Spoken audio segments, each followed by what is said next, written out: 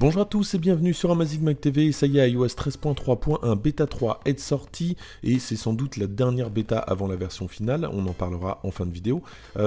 Sachez qu'il n'y a pas de note d'Apple et que la mise à jour ne pèse que 100 mégas, donc pas de nouveauté.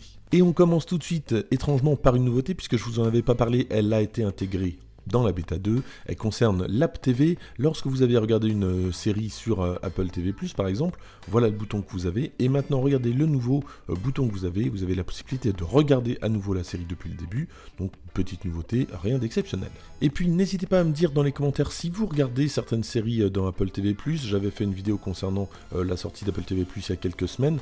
Moi, personnellement, je regarde plus trop. Alors, il y a des séries qui sont plutôt pas mal, mais globalement, le catalogue est trop pauvre. Je trouve pas l'offre vraiment très intéressante. Petite modification, lorsqu'on va dans les réglages, confidentialité, service de localisation et service système, on a deux dénominations qui ont un petit peu changé. On ne parle plus de Bluetooth, de Wi-Fi, on parle simplement de sans fil, tout simplement parce que je pense que la puce U1 a été intégrée à la dénomination. Et justement, si on désactive, on a ce petit message-là qui va nous expliquer qu'on va perdre en performance. Alors c'est un petit peu flou, je sais pas trop ce que ça comprend, mais en tout cas, donc bon, on va éviter de désactiver pour le moment.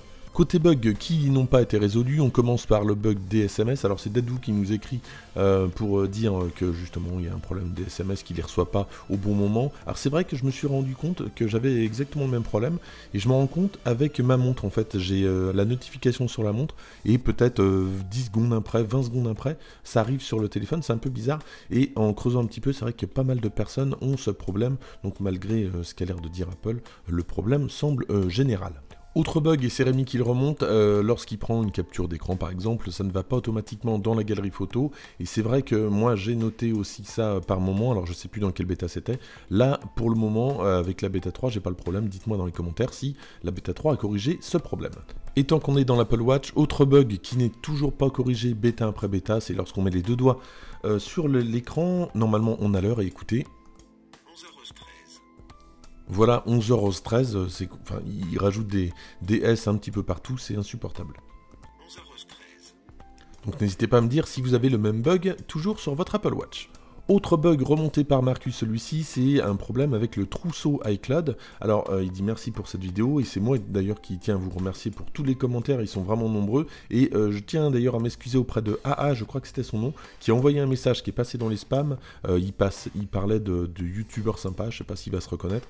Et j'ai voulu sortir son message des spams, j'ai supprimé le message, donc je suis désolé. Je voulais le remercier en tout cas.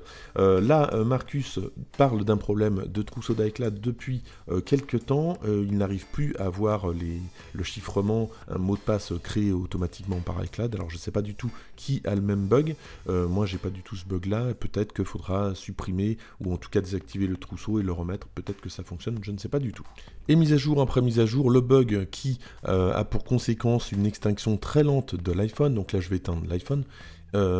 Persiste encore dans la bêta 3, c'est toujours pas réglé. Alors ça marche souvent une fois et puis après une deuxième fois ça marche plus. Donc là j'ai essayé 6-7 fois encore comme pour la bêta 2 et ça ne veut pas s'allumer, ça prend au moins 30 secondes avant de vouloir se rallumer. Et en attendant que ça se rallume, Sébastien remonte un bug concernant Face ID. Depuis quelques versions, Face ID a cessé de fonctionner, alors c'est aléatoire apparemment. Dites-moi si vous avez le même problème ou si la bêta 3 a corrigé ce problème-là. Personnellement, j'ai jamais eu ce bug.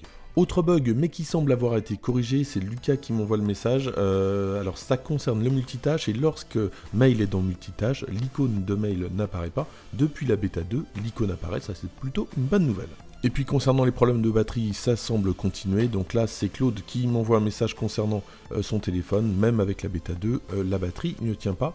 Bon, moi, je vous ai dit que j'ai toujours pas de problème. Voilà, en tout cas, ça y est, ça a enfin redémarré. C'était vraiment très très long. Donc, bug toujours pas corrigé.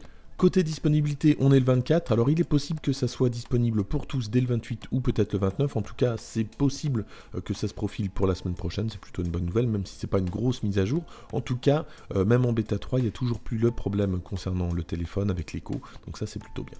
Merci d'avoir suivi cette vidéo, n'hésitez pas à commenter, à la liker, à partager, à vous abonner si ce n'est pas déjà fait, à très bientôt.